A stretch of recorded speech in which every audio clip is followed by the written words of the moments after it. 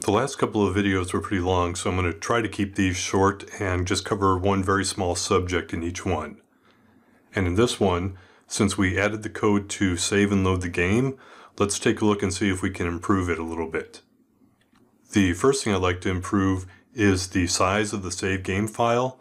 We serialize all the object's properties, but we really only use a few of them. So that leaves us with a save game file that's 216 lines long for our last game.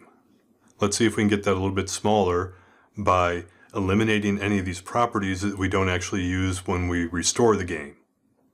We're going to do that by adding a JSON ignore attribute so the serialized object function does not include them in this file.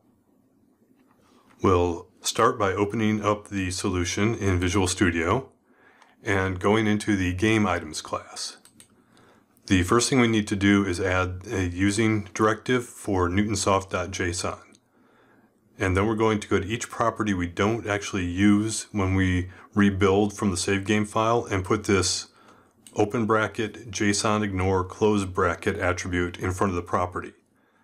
This way, when we call a JSON serialized object, it's going to say, I don't need to serialize this category property, I can ignore it. But I do need to serialize item type ID because it does not have a JSON ignore.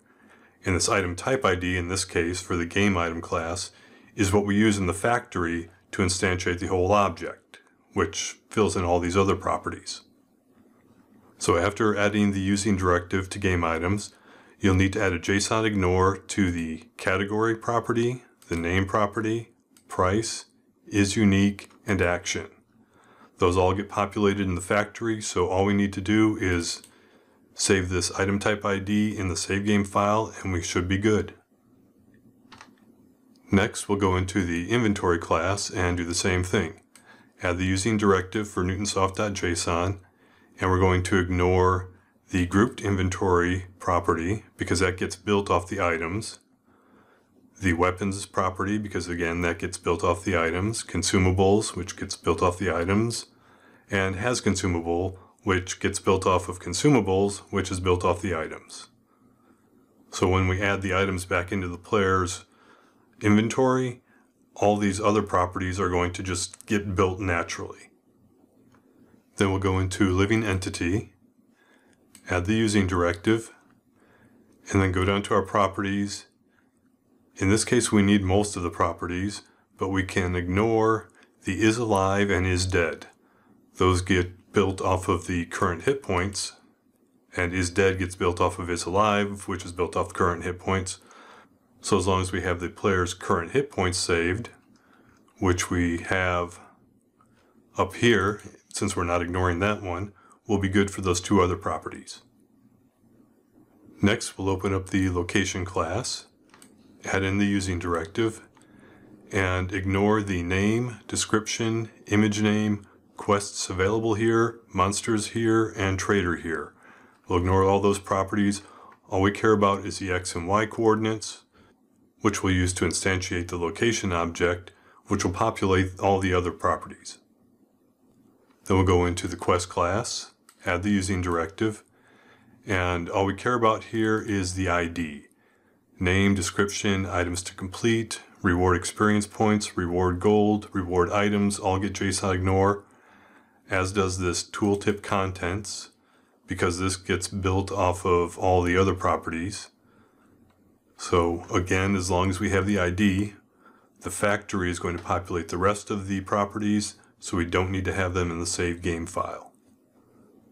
We'll do the same thing in the recipes class. Add the Newtonsoft reference, keep the ID property, and ignore everything else, the name, ingredients, output items, and tooltip contents.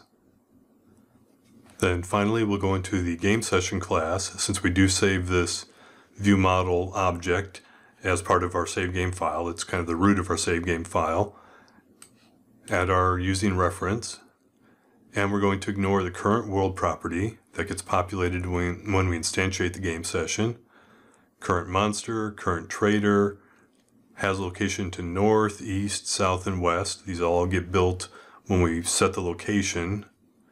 And the has monster and has trader properties because these are going to get built off of the current monster and current trader, which are going to be populated off of the location object once we instantiate that.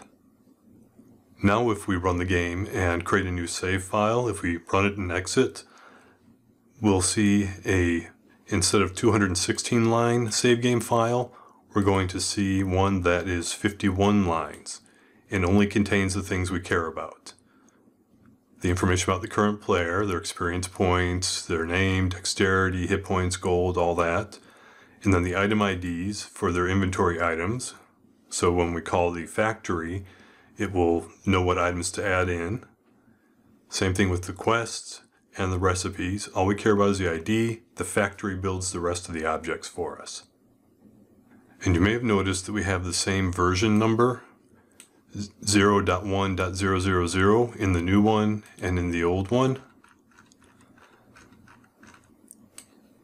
In the last lesson I mentioned that if we change the format of the save game file, we need to give it a new version number so the save game file factory can understand what's in there.